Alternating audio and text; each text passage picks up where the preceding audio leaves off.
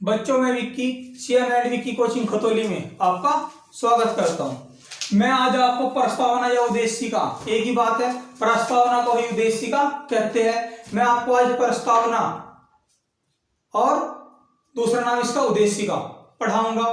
UP PCS का अगर किसका पेपर होगा बड़ी खास है प्रस्तावना, और हर वर्ष पीसीएस के जो भी पेपर होते हैं एक नए क्वेश्चन आता है और किसी भी एग्जाम में आता है भी। प्रस्तावना क्यों बनाई गई, हमें क्या बताती है? किसी भी राष्ट्र के उच्च आदर्श वह उसकी इच्छाओं का वर्णन करती है और वह अपने देश के समस्त नागरिकों से क्या चाहता है या क्या चाहती है उसका वर्णन करती है। तो प्रस्तावना किस लिए बनाई गई है ये मैंने आपको बता दिया। कोई पूछा लगे आपसे प्रस्तावना क्या है, प्रस्तावना क्या है, ये हमें क्या, प्रस्तावना क्या है? प्रस्तावना बताती है कि हम किस दिशा में जा रहे हैं, हमारा उद्देश्य क्या है, हम क्या करेंगे। प्रस्तावना का जो विचार लिया गया है वो आपके यूएसए से लिया गया है। प्रस्तावना की भाषा ऑस्ट्रेलिया से ली गई है और जो शब्द लिए गए हैं उद्देश्य प्रस्ताव से लिए गए हैं। उद्देश्य प्रस्ताव क्या है? जो तीसरी बैठक 13 दिसंबर 1946 को पंडित जवाहरलाल नेहरू ने उद्देश्य प्रस्ताव पेश करा था, उसी में से शब्द लिए गए हैं। प्रस्तावना संविधान का अंग है या नहीं है, किस केस में कहा गया है? आपको 3 केस पढ़ाऊंगा। बेरू बारी केस पढ़ाऊंगा, केशवानंद भारती बनाम केरल पढ़ाऊंगा, गोलकनाथ बना पंजाब पढ़ाऊंगा। किसमें संविधान को अंग माना, सॉरी किसमें प्रस्तावना को अंग माना, नहीं माना, क्या कहा गया, ये सब आपको बताऊंगा। संविधान में संशोधन हो सकता, सॉरी प्रस्तावना में संशोधन हो सकता है या नहीं हो सकता है तो कितना हो सकता है, कौन से शब्द जोड़े गए किस संशोधन के तहत, और प्रस्तावना क्या है। जो नेहरू द्वारा अच्छी अच्छी बातें लिखी गई है, मैं आपको प्रस्तावना सुना रहा हूं। पहले, हम भारत के लोग भारत को संपूर्ण प्रभु संपन्न समाजवादी पंथनिरपेक्ष लोकतांत्रिक गणराज्य बनाने के लिए समस्त नागरिकों को सामाजिक आर्थिक राजनीतिक न्याय विचार अभिव्यक्ति विश्वास धर्म और उपासना की स्वतंत्रता प्रतिष्ठा और अवसर की समता प्राप्त कराने के लिए उन सभी समस्त नागरिकों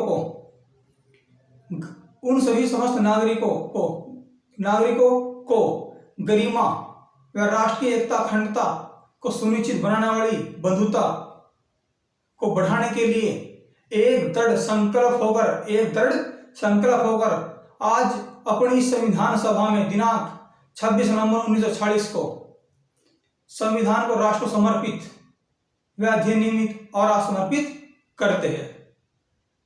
तो बच्चों क्वेश्चन आता है कि लोकतांत्रिक अर्थ क्या है, पंथनिरपेक्ष क्या है, गणतांत्रिक गणराज्य का अर्थ क्या है, अभिव्यक्ति का अर्थ क्या है। तो क्वेश्चन देखते हैं बच्चों। तो भैया विचार कहां से लिया है? विचार लिया गया यूएसए से। भाषा कहां से ली गई? ऑस्ट्रेलिया से। शब्द कहां से लिए गए?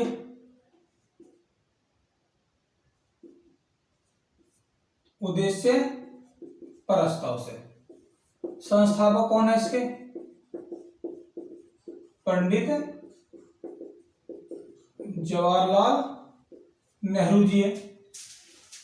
क्लियर इतना?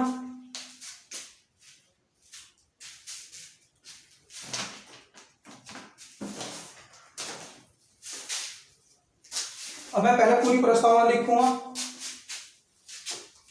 उसके बाद जितने केस हुए इसमें क्या कहा गया वे लिखूंगा। तो नेहरू द्वारा जो अच्छी अच्छी बातें लिखी गई है,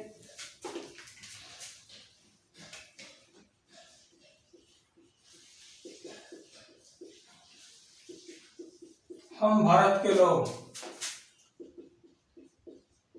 भारत को संपूर्ण प्रभुत्व संपन्न समाजवाद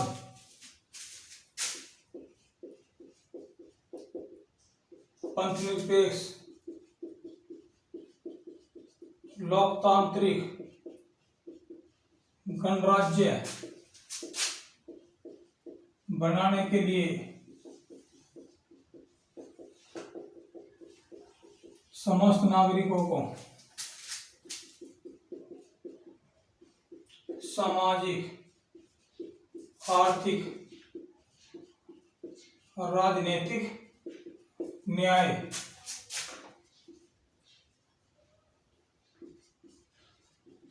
विचार, अभिव्यक्ति, विश्वास, धर्म और उपासना की स्वतंत्रता,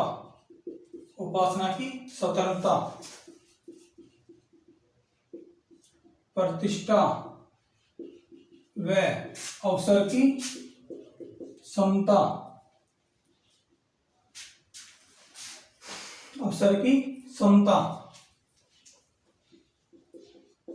प्राप्त कराने के लिए उन सभी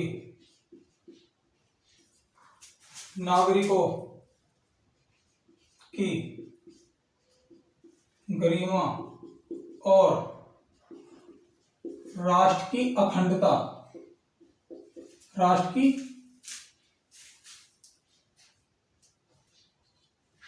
की एकता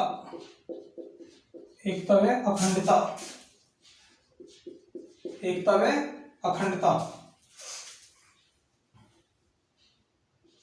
को सुनिश्चित करने वाली बंधुता, इसे बोलते हैं भारतव। बढ़ाने के लिए एक दृढ़ संकल्प होकर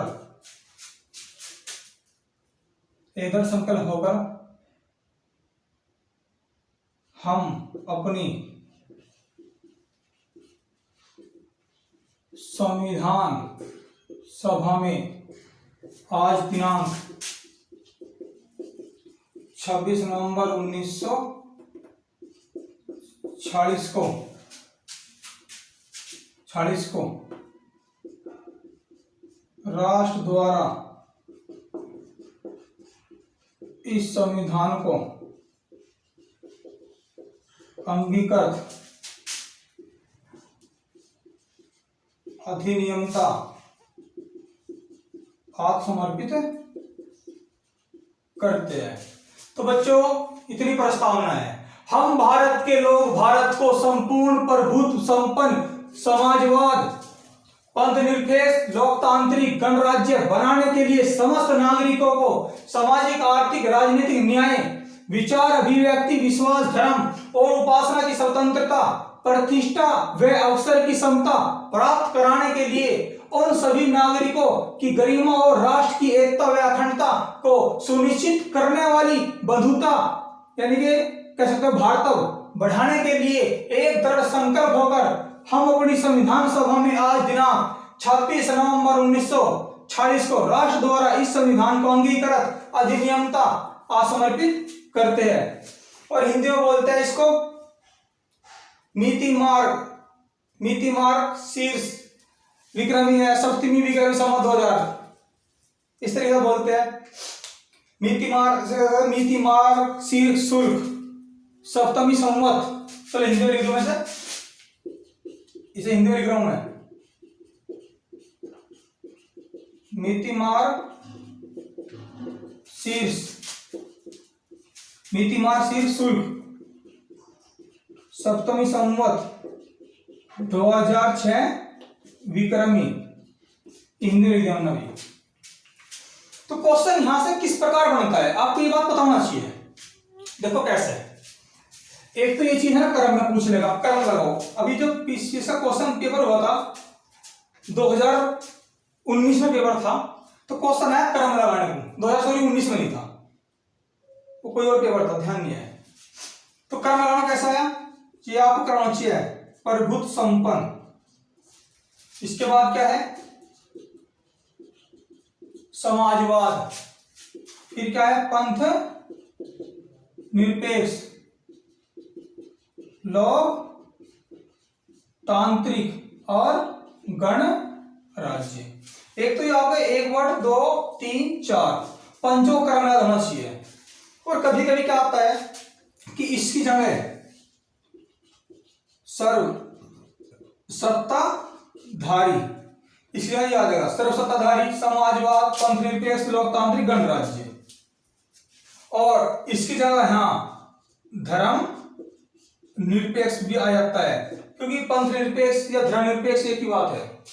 ठीक है, तो आप क्या होना चाहिए कि इसको धर्म निरपेक्ष भी कह देते हैं और प्रभुत्व संपन्न को सर्वसत्ताधारी भी कह देते हैं।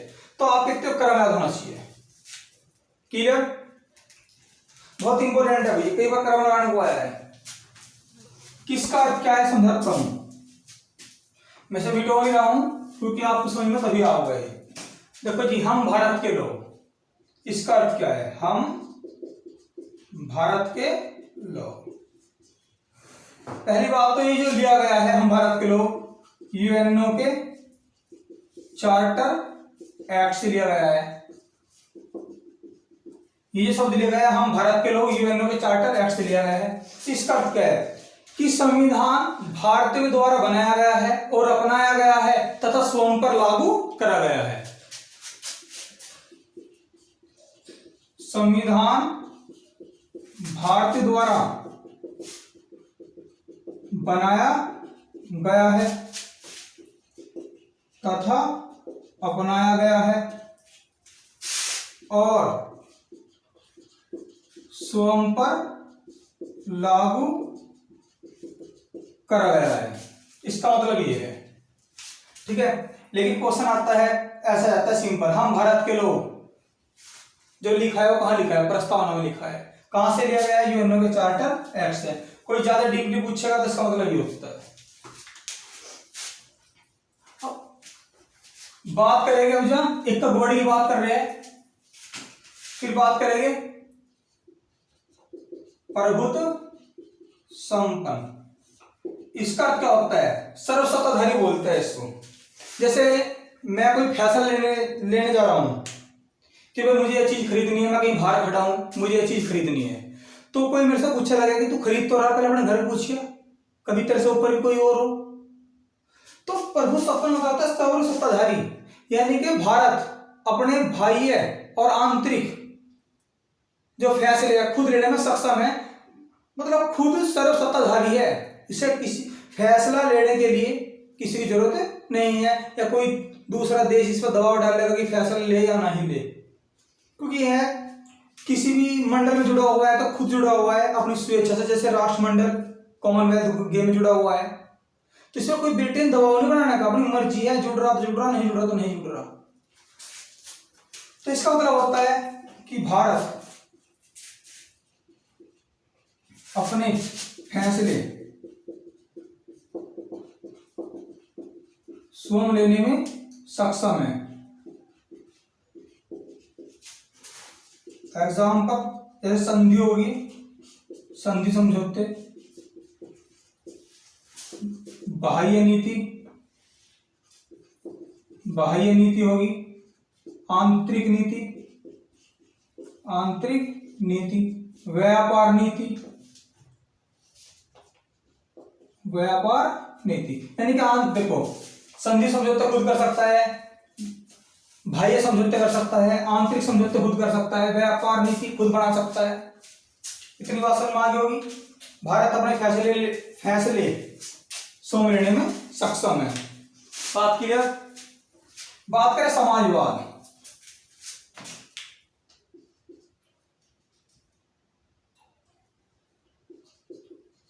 समाजवाद भारत में समाजवाद है, लोकतांत्रिक समाजवाद है। भारत में जो समाजवाद है, लोकतांत्रिक समाजवाद है। यह अवधारणा पंडित जवाहरलाल नेहरू ने दी थी। क्योंकि कोई भी अगर प्रोडक्ट बना है, कोई भी उत्पादन हुआ है, उस पर जो अधिकार जमा लेता है, ये जो अधिकार होता है वो सरकार का होता है।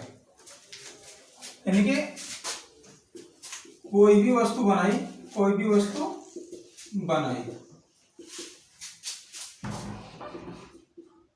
कोई प्रोडक्ट बना, उस पर अधिकार किसका होता है?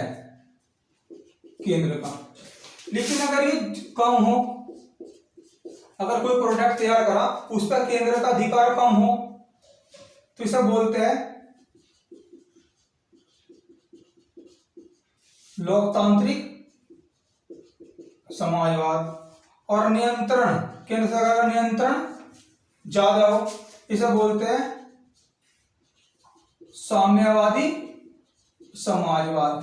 तो किसी भी प्रोडक्ट का किसी पे तो कम होता है अधिकार, किसी पे ज्यादा होता है। तो हमारा समाजवाद कैसा है? मिश्रित है। तो हमारा समाजवाद कैसा है? मिश्रित है। क्लियर? ठीक है, आंसर ये है भैया। पंथ निरपेक्ष को ही बोलते हैं धर्मनिरपेक्ष।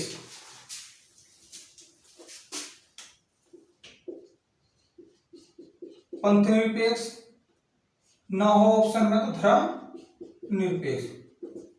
इसका अर्थ क्या है? किसी भी एक धर्म को नहीं स्वीकारना, यानी कि जिसका अपना खुद का धर्म ना हो, जिसका अपना स्वयं का धर्म ना हो। यानी कि धर्मनिरपेक्ष का अर्थ क्या है? भारत एक धर्मनिरपेक्ष राष्ट्र है। भारत कैसा राष्ट्र है? भारत एक धर्मनिरपेक्ष राष्ट्र है। धर्मनिरपेक्ष का होता है जिसका अपना स्वयं का धर्म न हो, यानी कि भारत एक धर्मनिरपेक्ष राष्ट्र है, इसका अपना खुद का धर्म नहीं है। यह सभी धर्म के लोगों को स्वीकारता है। ऐसा नहीं है कि भाई तू मुस्लिम है तो तू बाहर जा, तू जैन है तो तू बाहर जा। तो सभी धर्म को, यानी कि जिसका अपना स्वयं का धर्म ना हो, धर्मनिरपेक्ष का अर्थ होता है। भारत एक क्या है? भारत क्या है? भारत क्या है? एक धर्मनिरपेक्ष निरपेक्ष राष्ट्र है। निवासन में एक दिया। क्लियर? अच्छा एक बात बताऊं मैं, ये जो धर्मनिरपेक्ष या पंथ निरपेक्ष होते हैं, ये तीन प्रकार के देश होते हैं। बता रहा हूं चलो मैं। एक तो होता है नास्तिक, या तीन प्रकार के राज्य बोल, तीन प्रकार के देश होते हैं। एक तो होता है नास्तिक देश। नास्तिक देश मतलब जो किसी भी धर्म को ना मानता हो, जो किसी भी धर्म को ना मानता हो। और एक होता है भैया आपको सैद्धांतिक देश, जिसका अपना धर्म हो, जैसे थाईलैंड हो गया, जापान हो गया, कोरिया हो गया, तिब्बत हो गया, खुद के भैया अपने धर्म है ना, तो सैद्धांतिक देश बोलते हैं। और पंथ निरपेक्ष का अर्थ क्या है? पंथ निरपेक्ष जिसका अपना कोई धर्म ना हो, जिसका अपना कोई धर्म ना हो, यानी कि सभी धर्मों को स्वीकारता है अपने देश के अंदर। क्लियर? लोकतांत्रिक का मतलब होता है, सॉरी मीडिया थोड़ा सा बात नहीं। लोकतांत्रिक का अर्थ क्या होता है? लोकतांत्रिक का अर्थ क्या होता है? अंतिम अधिकार जनता के पास है। अंतिम अधिकार लोकतांत्रिक या प्रजातांत्रिक या प्रजातंत्र, लोकतांत्रिक या प्रजातंत्र, लोकतांत्रिक प्रजातंत्र कह देते हैं। इसका अर्थ क्या होता है? अंतिम अधिकार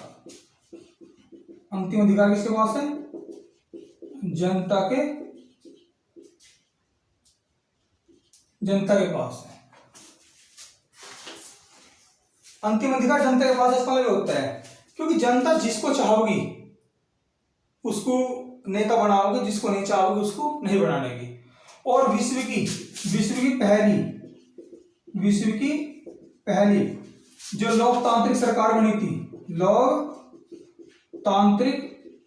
सरकार बनी थी, किसकी बनी थी? वो यूएसए की। अच्छा ये भी दो प्रकार का होता है, एक होता है प्रत्यक्ष, एक होता है अप्रत्यक्ष लोकतांत्रिक। प्रत्यक्ष का मतलब क्या होता है? जनता ने एक नेता खुद चुन लिया, वही नेता रहेगा। इसमें मान लो जनता द्वारा चुना गया नेता, जनता द्वारा चुना गया नेता। अप्रत्यक्ष में क्या होता है? जनता ने नेता चुना और उस नेता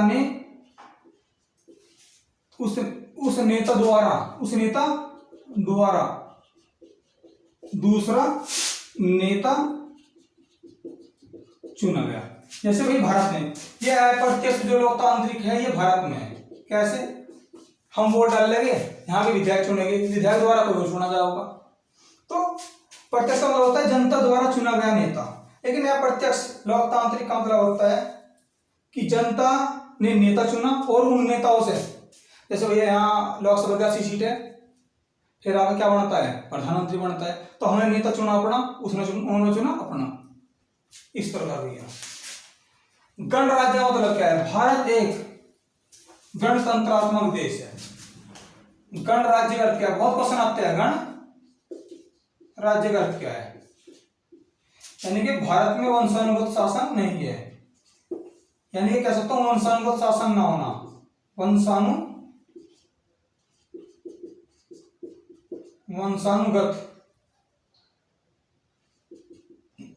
शासन ना होना। बहुत क्वेश्चन आते हैं। गण राज्य का अर्थ क्या है? गणराज्य का गणराज्य लोकतांत्रिक गणराज्य, गणतंत्र आता है, कभी कभी गणराज्य जगह यहाँ गणतंत्र आ जाता है। गणतंत्र का अर्थ होता है कि भारत में वंशानुगत शासन नहीं है, यानी कि कोई प्रधानमंत्री बनेगा तो उसका लड़का प्रधानमंत्री नहीं बनेगा, वंशानुगत शासन नहीं है। गणराज्य मतलब है कि हाँ वंशानुगत शासन नहीं है। यहाँ गण राज्य जगह गणतंत्र भी आ जाता है। भारत एक गणतंत्र देश है। क्लियर भैया? अच्छा, क्वेश्चन हमारा कैसे बनता है कि जो ये न्याय शब्द है, ये न्याय शब्द कितने हैं? ये 3 शब्द है। कैसे? सामाजिक न्याय, और भैया आपका आर्थिक न्याय, और भैया आपके राजनीतिक न्याय। एक बात ध्यान रखिए, 3 शब्द प्रस्तावना में भी है और आपके राज्य नीति निर्देशक तत्व में भी है, 38वें अनुच्छेद में है। तो याद रखियो, ये शब्द कहाँ है? प्रस्तावना में भी है, या न्याय के जो शब्द दिए गए हैं प्रस्तावना में कितने दिए गए हैं? 3। सामाजिक न्याय, आर्थिक न्याय, राजनीतिक न्याय। सामाजिक न्याय जैसे का मतलब होता है कि लिंग, जाति, धर्म, स्थान के आधार पर व्यक्ति से कोई भेदभाव नहीं होगा, इस प्रकार से ज्यादा खास नहीं है। ठीक है भैया, बस ये खास है कि न्याय शब्द का जो उल्लेख है कितना है? 3 बार है, 1, 2, 3। कौन कौन से? सामाजिक न्याय, आर्थिक न्याय, राजनीतिक न्याय। और ये आपके राज्य नीति निर्देशक तत्व में भी है, 38वें अनुच्छेद में। जब पढ़ाऊंगा आपको वहां भी समझा दूंगा। अब क्वेश्चन आता है स्वतंत्रता। जो स्वतंत्रता है वो कितने प्रकार की है? प्रस्तावना में स्वतंत्रता कितने प्रकार की है? 5 प्रकार की। देखो कौन कौन सी है? विचार अभिव्यक्ति,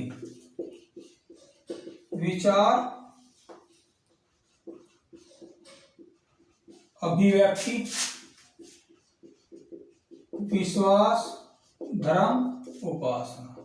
ये 5 प्रकार की स्वतंत्रता है, ये भी ध्यान रखोगे आप। विश्वास का मतलब है किसी पे भी विश्वास कर सकता है, किसी पर भी विश्वास कर सकता है, भैया नहीं रोक सकते आप, स्वतंत्रता है। धर्म, कोई भी धर्म मान सकता है, कोई भी धर्म मान सकता है। उपासना, किसी की पूजा कर सकता है, रोजा रख सकता है, व्रत रख सकता है। जैसे रोजा हो गया, आपका व्रत हो गया, नहीं रोक सकते आप। अभिव्यक्ति मतलब क्या है? अपने विचार किसी के भी सामने प्रकट कर सकता है, और भाषण भी दे सकता है,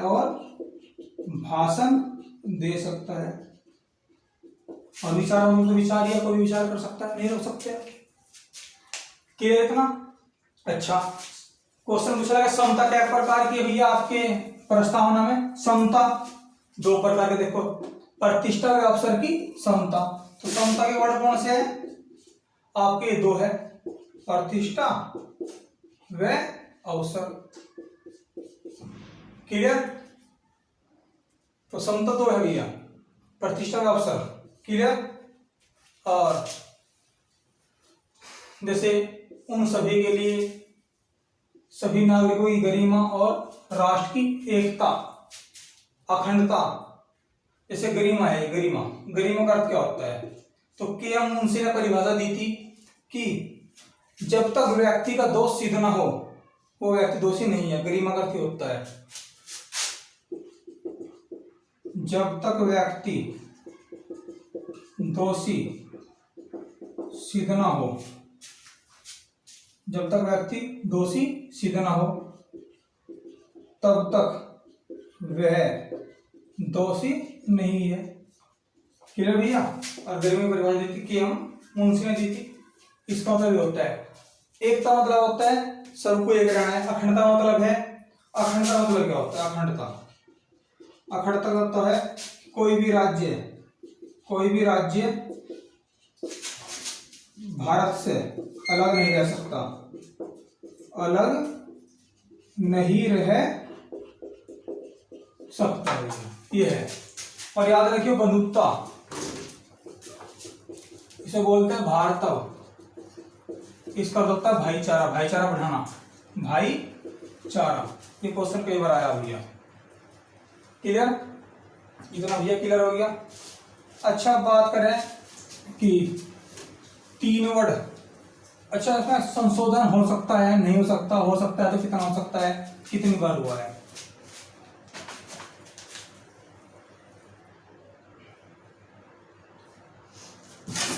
बात करें संशोधन की, कितनी बार हुआ? कुल 1 बार। कितनी बार हुआ? कुल 1 बार। कौन सा? 42वां 1976 में। इसे बोलते हैं लघु संविधान, लघु संविधान। ये कह सकते हैं आप मिनी संविधान। क्लियर? शब्द कितने जोड़े? 3 शब्द जोड़े गए। इंपॉर्टेंट क्वेश्चन है ये। समाजवाद, क्लियर? राष्ट्र की अखंडता, राष्ट्र की अखंडता। और बच्चों तीसरा वर्ड आपको बताना है कमेंट बॉक्स में कमेंट करके। समाजवाद, राष्ट्र की अखंडता। और तीसरा वर्ड कौन सा जोड़ा गया था? देखता हूं कौन बच्चा पढ़ रहा है, कौन नहीं पढ़ रहा। समाजवाद, राष्ट्र की अखंडता, तीसरा वर्ड आपको बताना है कौन सा जोड़ा गया था। अब बात करें कि संविधान का अंग है या नहीं है तो किसमें मानना और किसमें नहीं मानना। बच्चों 3 केस है, बेरू, बारी, संकेश। दूसरा है गोलकनाथ या केशवानंद, लिख लो पहले, केशवानंद बनाम केरल राज्य। इसमें 13 जज की पीठ थी, 13 जज की पीठ थी। और इसमें गोलक नाथ बनाम पंजाब राज्य। इसमें भैया 11 जज की पीठ थी, 11 जज की। क्लियर? बेरूवाड़ी में क्या कहा कि प्रस्तावना, प्रस्तावना संविधान का अंग नहीं है, नहीं है।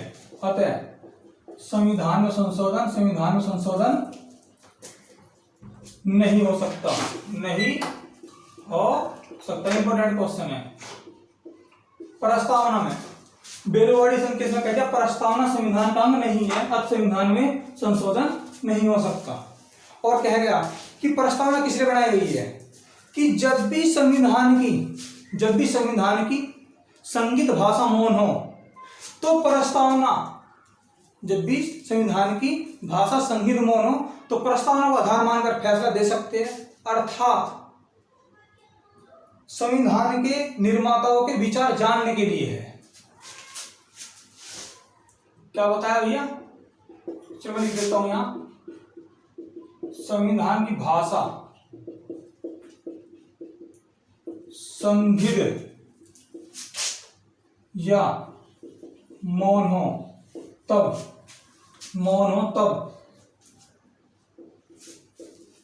प्रस्तावना को आधार मानकर निर्णय ले सकते हैं अर्थात संविधान के निर्माताओं के विचार जानने के लिए